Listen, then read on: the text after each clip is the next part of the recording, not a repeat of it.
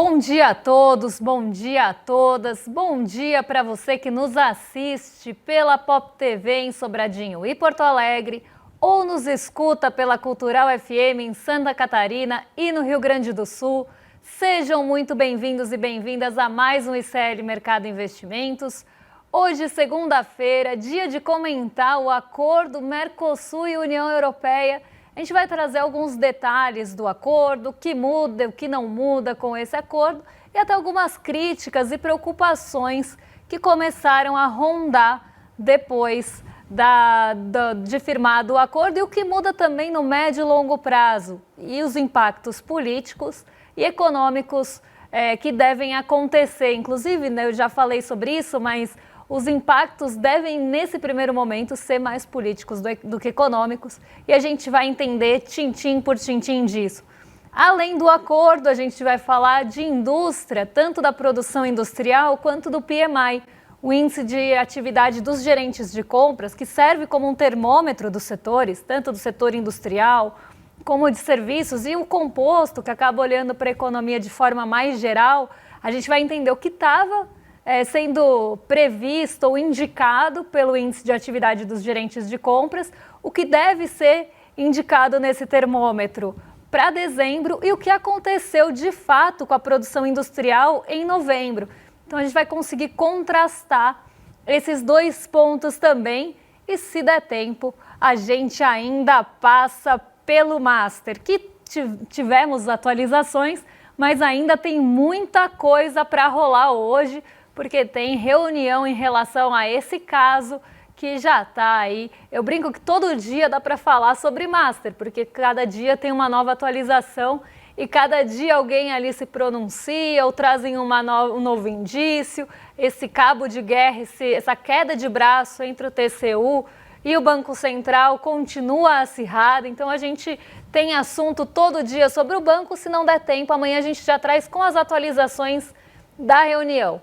Para não perder tempo, então, já vamos passar pela nossa agenda para entender os indicadores que saíram hoje, quem fala, quem não fala, o que tem de novidade no radar nessa segundona que inicia a semana. Então, já vamos passar aqui para a nossa agenda, porque às 5 horas da manhã a gente teve IPC da primeira quadricemana de janeiro, às 8 horas aqui no Brasil também a divulgação do IGPM do primeiro decêndio de janeiro da FGV. Lá às 8 horas na França, a OCDE divulgou o índice de inflação ao consumidor da OCDE e dos países da OCDE. Às 8h25 aqui no Brasilzão saiu o nosso conhecido e recorrente relatório Focus, o boletim que traz as principais projeções do mercado para os nossos indicadores macroeconômicos.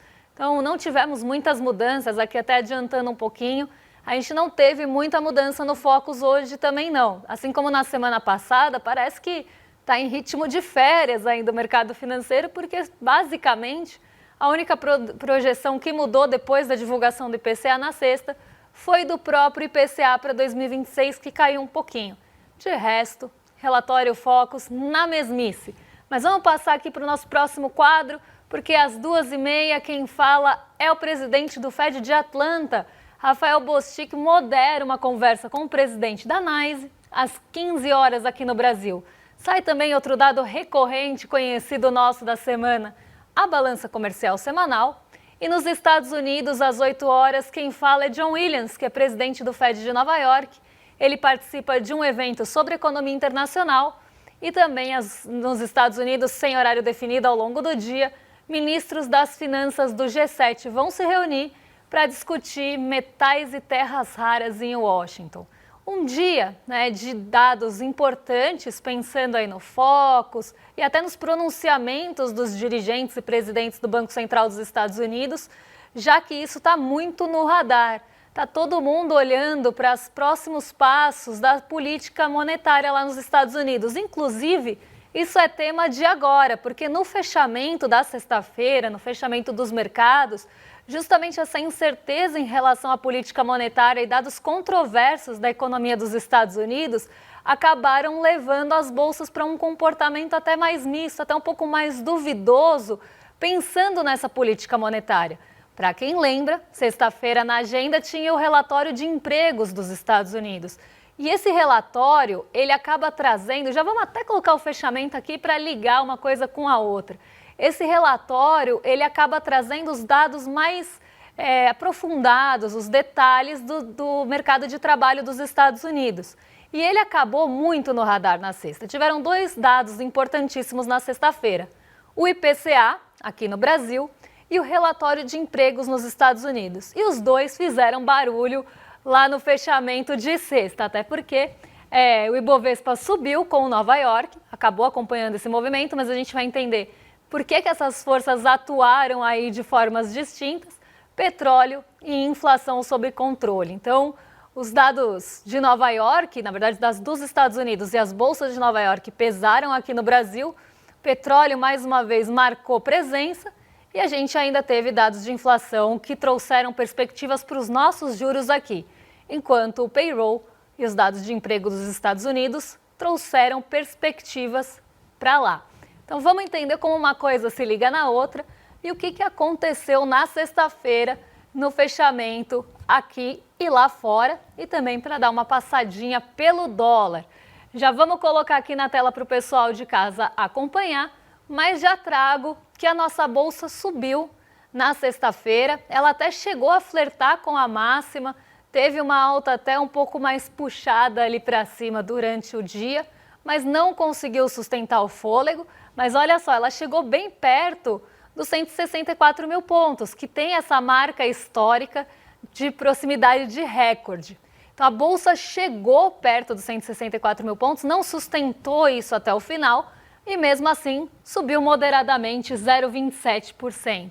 O dólar caiu 0,44, fechou a 5,36 e lá em Nova York as bolsas foram para o positivo em 0,65 de alta no S&P 500 e 0,81% de alta na Nasdaq. E esses dados de Nova York também tiveram influência aqui. O comportamento das bolsas de Nova York também tiveram certa influência aqui.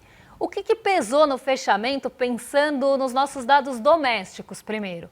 A gente teve medição do IPCA e quem acompanhou aqui sexta-feira viu que a inflação fechou abaixo do teto da meta, fechou em 4,26 no ano e no acumulado em 12 meses. O teto da meta era de 4,5, pensando naquela banda de 1,5 para cima e 1,5 para baixo da meta de central de 3%. Então, inflação aqui no Brasil abaixo do teto da meta. E a inflação, inclusive, veio um pouquinho abaixo no acumulado em relação às perspectivas do mercado.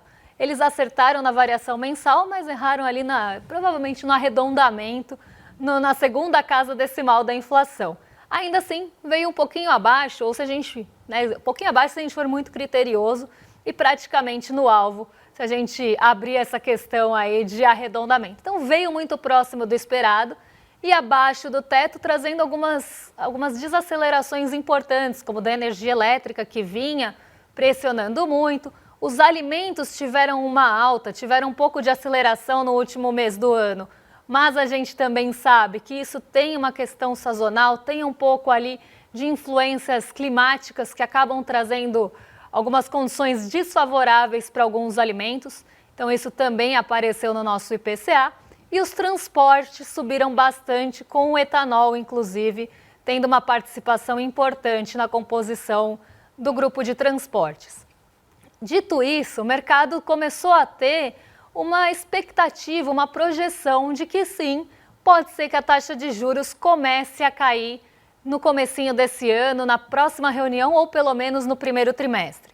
Essa é a expectativa do mercado, principalmente depois dos dados de inflação divulgados na sexta. Então isso já traz um fôlego para a nossa bolsa, porque se você tem uma expectativa de que os juros podem arrefecer, que você vai ter uma queda de juros e que vai começar a ter um pouco de afrouxamento da política monetária, isso faz com que os ativos de risco tenham um pouco mais de fôlego e, inclusive, trazem perspectivas de uma reversão da desaceleração econômica. E isso ficou bastante no radar, ficou bastante no holofote do mercado na sexta e acabou justamente acelerando a alta da nossa bolsa durante a manhã. Claro que esse fôlego não foi sustentado, como eu já falei, mas foi algo que puxou bastante o Ibovespa no comecinho do dia, afinal o IPCA sai de manhã. Também de manhã, já pensando no cenário internacional, a gente teve a divulgação dos dados de emprego dos Estados Unidos. E eles vieram também bem dentro do esperado. O relatório JOLTS e o relatório ADP de vagas, eles tinham até mostrado um ritmo mais lento do mercado de trabalho dos Estados Unidos. Isso começou a colocar em dúvida a continuidade ou não dos cortes de juros por lá. E aí o mercado ficou de olho, estava todo mundo muito ansioso para relatório, para o payroll, né, para a divulgação do relatório de empregos, porque ele é o mais completo, ele traz a visão mais geral, ele traz também os dados de remuneração e de salário por hora dos Estados Unidos. Então estava todo mundo esperando o payroll para ver se vai ter continuidade ou não na queda dos juros dos Estados Unidos. E como ele veio dentro do esperado, apesar dos outros dois relatórios terem mostrado um pouco de perda de fôlego também do mercado de trabalho dos Estados Unidos, isso trouxe dúvida em relação aos cortes ou não nos próximos meses na taxa de juros dos Estados Unidos. E parece uma coisa distante da gente, mas na verdade influencia muito aqui os nossos juros e as perspectivas para os nossos juros também. Então o mercado de juros ele também responde ao mercado de juros internacional. Eu digo aqui os nossos juros futuros, por exemplo. Então se você tem um dia que começa uma dúvida em relação a cortes, isso pode trazer a expectativa ali de juros um pouco mais altos lá fora e isso poderia inclusive tirar o fôlego da bolsa. Mas não foi o que aconteceu. A gente ainda teve uma outra visão, porque é o que eu sempre falo, se você tem um relatório de empregos que vem muito abaixo do esperado, ele atua de duas formas. Por um lado, ele pode embasar um corte de juros um pouco maior ou que ele pelo menos aconteça, mas por outro lado ele mostra uma desaceleração da economia. Então você tem duas leituras possíveis. E isso mostrou, pelo menos o payroll mostrou, que ainda não existe, como se esperava, olhando só para os outros dados isolados, uma questão um pouco mais profunda de desaceleração da economia dos Estados Unidos. E aí o fôlego acabou vindo por esse lado e não somente pelo lado dos juros que poderiam continuar em queda. E agora o Banco Central dos Estados Unidos, o Fed, deve continuar acompanhando os próximos dados, inclusive essa semana tem dado de inflação nos Estados Unidos, eles devem continuar acompanhando esses dados para decidir se continuam cortando juros ou se vão pausar esses cortes.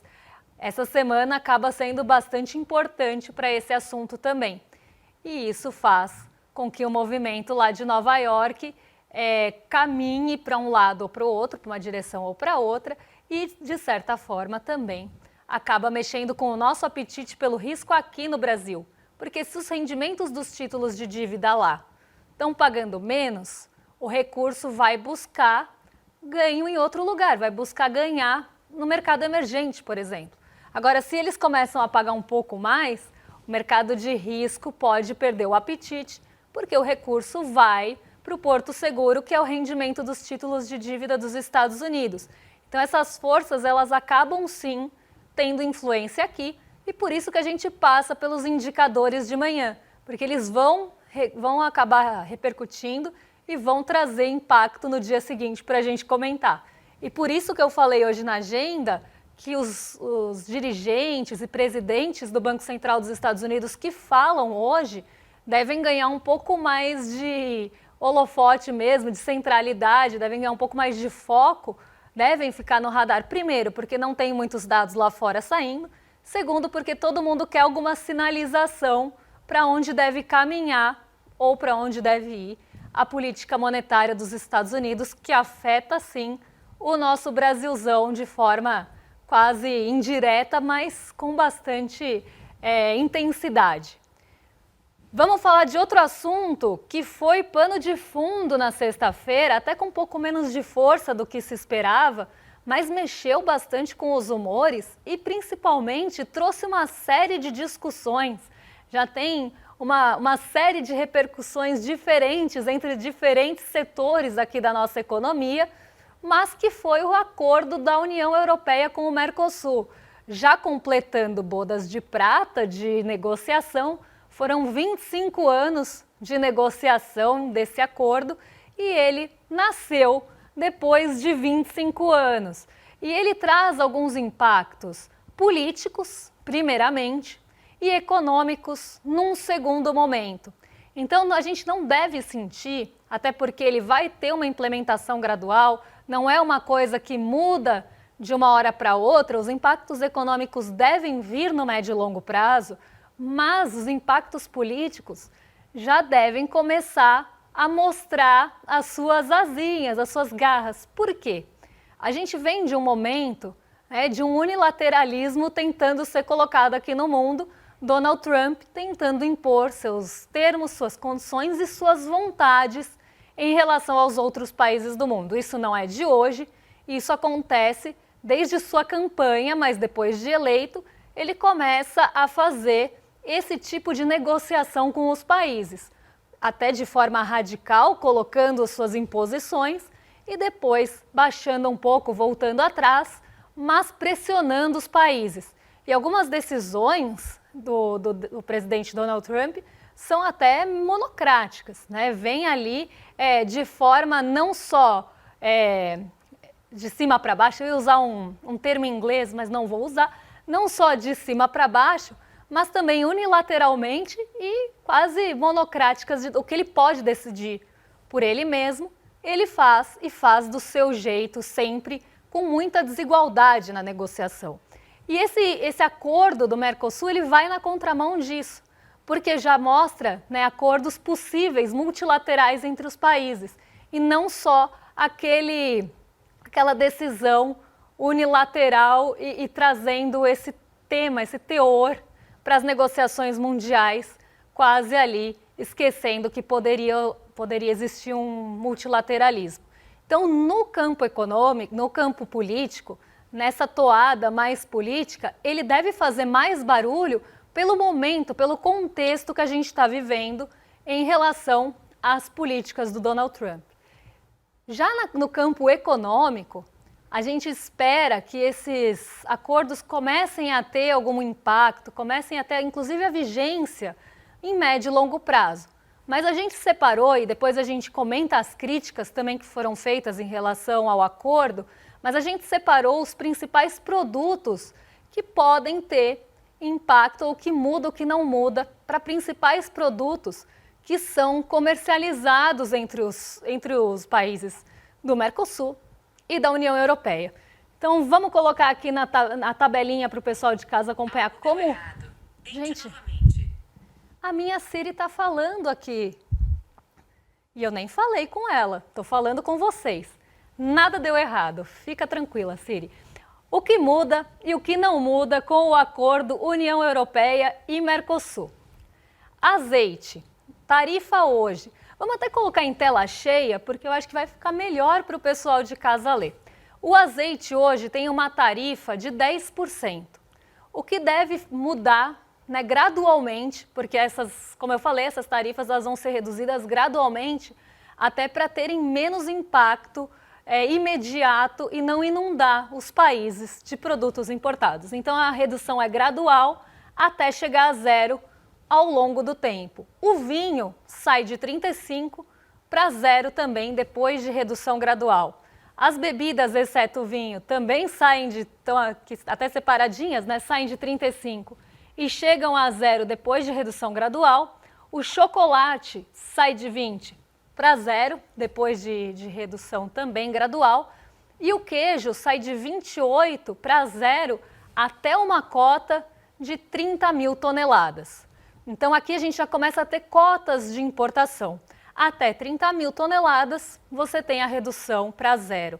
O que exceder deve ter tarifa adicional. O mesmo vale para o leite em pó, para uma cota até de 10 mil toneladas, e das fórmulas para bebê, que saem de 18% até 5 mil toneladas, vão ficar em zero.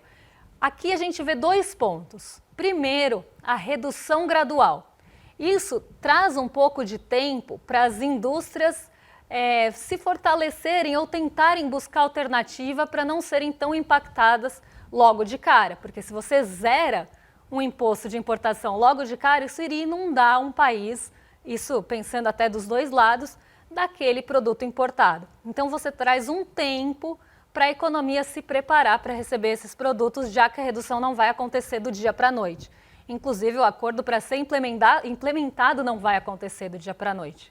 Outra questão importante aqui, as cotas, porque queijos, leite em pó, fórmulas para bebê, tem cotas para serem reduzidas, para serem cumpridas. Então, passou daquela cota, passou, por exemplo, aí ficou muito pequenininho, mas passou de 30 mil toneladas, passou de 5 mil toneladas, de 10 mil toneladas, você passa a ter uma taxa.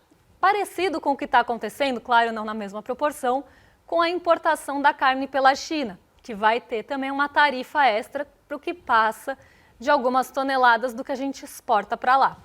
Então, o sistema de cotas de importação também vem para não inundar os países daquele produto importado. Mas aí, dois pontos bem importantes para a gente discutir. Tem alguns produtos que são feitos aqui no Brasil e que são produzidos principalmente na agricultura familiar. Um exemplo que a gente pode trazer aqui é do queijo e do vinho, porque existem produtores brasileiros de queijo e vinho e que vêm dessa agricultura mais familiar. E aí a grande preocupação é, depois que esses impostos forem zerados, se vai ter prejuízo para essa agricultura familiar e para essas produções nacionais desses produtos. O quanto você tem de influência e impacto na produção brasileira. Inclusive, a gente teve um pronunciamento durante o final de semana da Ambimac que mostra o impacto na indústria de transformação, que é justamente a indústria que a gente está discutindo aqui, por exemplo, de uma produção da transformação no vinho, da transformação aqui, se a gente pensar no queijo. Então, a indústria de transformação do Brasil precisa se fortalecer para conseguir competir com os produtos de fora e pode ser afetada por esse acordo. Por isso é importante a gente pensar tanto nessa transição gradual como também nas cotas, porque se não tivesse cotas, vamos combinar que poderia ter um impacto ainda maior. Só que isso precisa ser pensado. Eu até falei no N2 na sexta-feira, para quem não assistiu, que existe um jargão econômico que a gente usa de forma didática para falar de acordos e para falar de importação e exportação dos países, o impacto que isso pode ter na balança comercial. Por quê?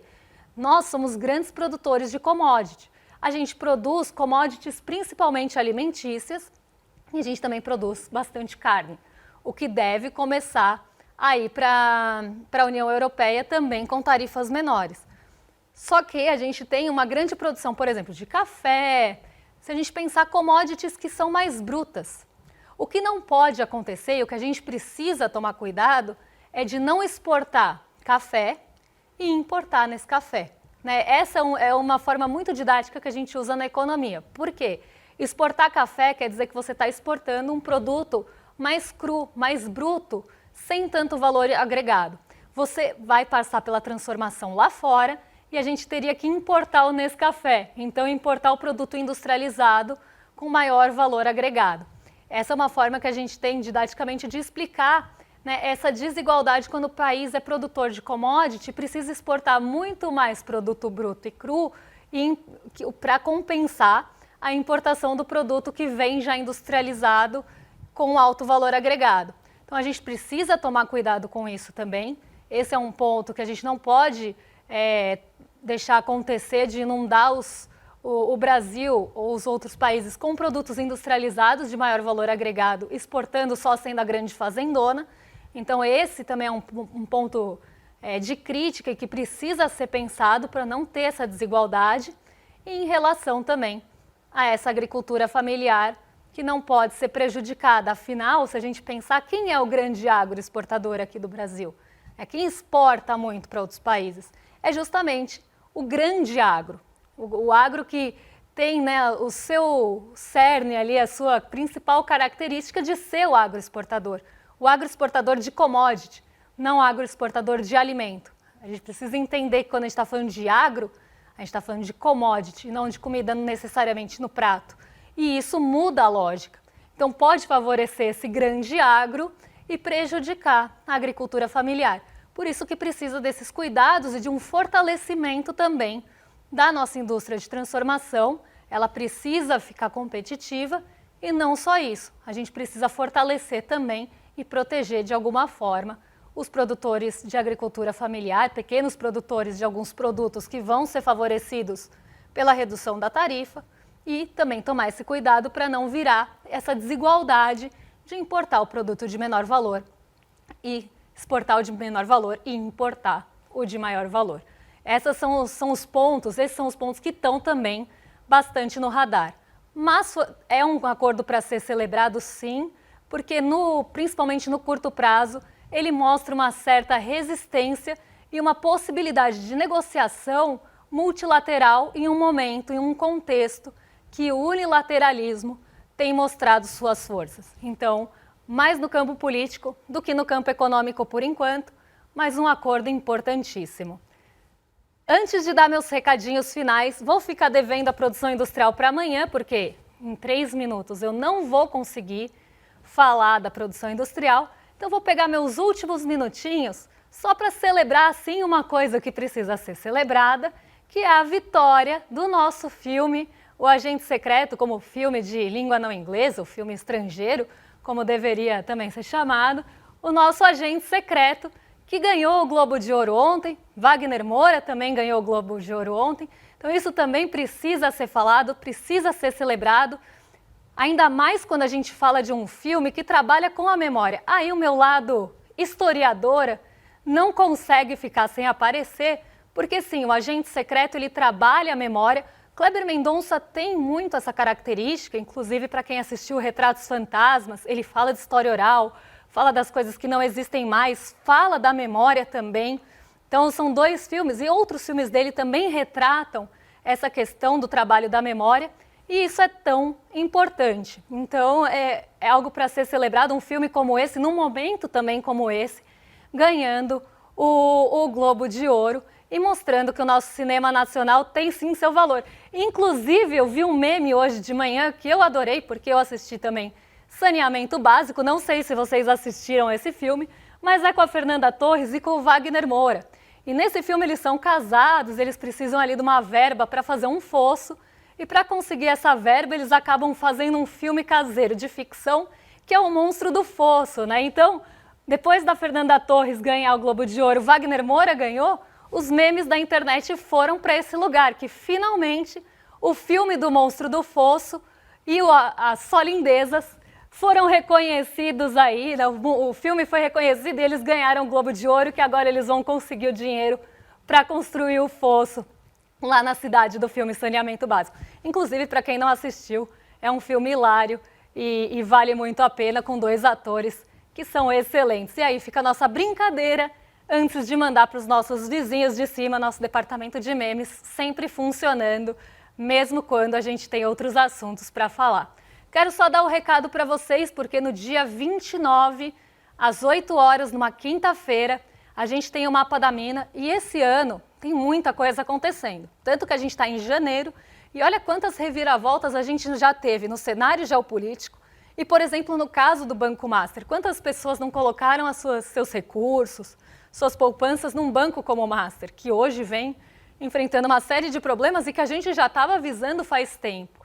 Então o Mapa da Mina ele vem para trazer uma luz, para trazer ali um caminho no meio desse cenário tão conturbado para onde a gente deve ir, quase como uma bússola nesse começo de ano e até que já vem de um fim de ano passado bastante aí conturbado. Então, para saber como lidar com o ano de 2026, que não vai ser fácil, ano de 2026, para cenário econômico, geopolítico, e ainda a gente tem o cenário político e eleitoral, vai ser um ano de muita movimentação. Para você não ficar perdido no pagode, saber para onde você deve ir, Mapa da Mina de 2026 vai ser essa bússola e vai trazer as perspectivas de formas mais amplas e gerais, não só para indicadores ali de investimento, mas geopolíticos, políticos, ambientais, para você tomar suas melhores decisões em 2026.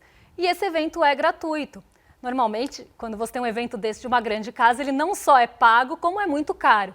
Mas aqui no ICL a gente quer democratizar o conhecimento, então a gente faz de forma gratuita. E para você não ficar de fora para você assistir, a gente só pede que você se inscreva em iclmercado.com.br para efetivar sua inscrição, ganhar o convite para a aula e ser lembrado no dia, não ficar mesmo de fora.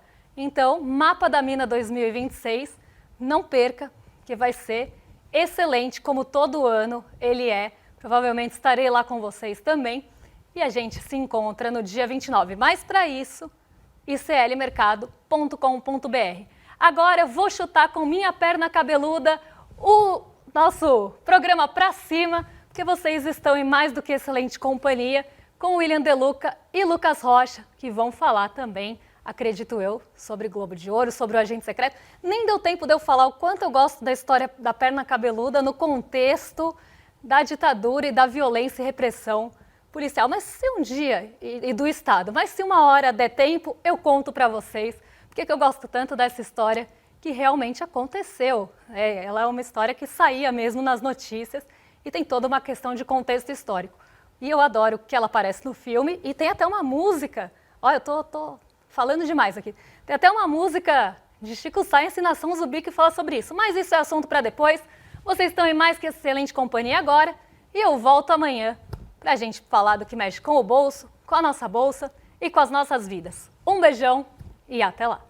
Quantos golpes aconteceram no mercado financeiro em 2021? Teve Banco Master, teve o faraó lá dos bitcoins. Agora, teve muita gente que não caiu em nenhum desses golpes, que não comprou COI, que não comprou CDB do Banco Master.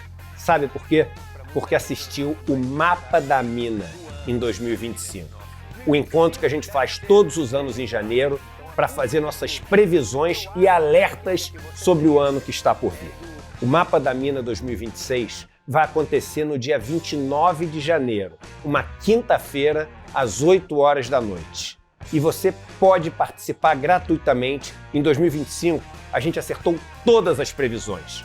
E a gente vai trabalhar muito para fazer boas previsões em 2026 também. Olá, eu sou a Juliana Baroni e tô aqui para te fazer um convite. Toda terça-feira às 19 horas tem o Precisamos Conversar, um programa de debates feminino. A gente tem que ver, tem que analisar. Ninguém tá querendo defender causas. Elas defendem algo até a página B. Foi mais ou menos uma cama. Aqui no Instituto Conhecimento Liberta e também nos canais do Eduardo Moreira. Então, você não pode perder. Um beijo, até lá!